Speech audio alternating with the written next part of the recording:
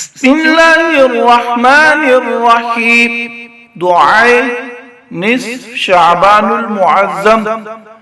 اللهم يا ذا المن ولا يمن عليه، يا ذا الجلال والإكرام، يا ذا الطول والإنعام، لا إله إلا أنت ذهر اللاحين وجار المستجيرين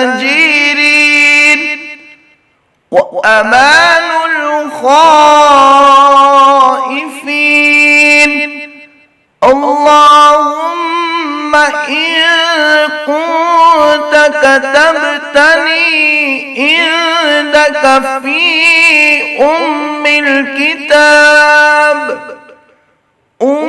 الكتاب شقيا أو محروما أو مطرودا أو مقترا علي في الرزق فامح. اللهم بفضلك شقاوتي وحرماني وطردي واقتدار رزقي وأثبتني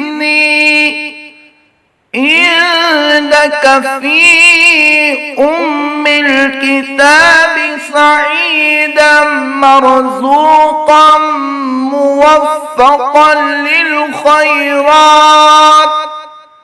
فإنك قلت وقولك الحق في كتابك المنزل على لسان نبيك المرسل: يمحو الله ما يشاء ويثبت وعنده أم الكتاب.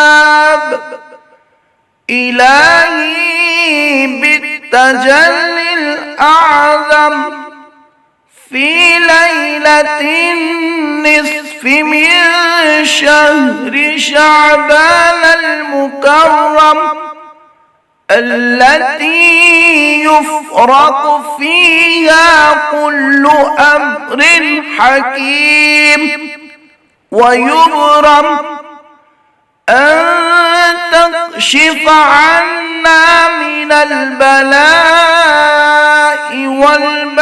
والبلواء ما نعلم وما لا نعلم، وأنت به أعلم، إنك أنت الأعز الأكرم.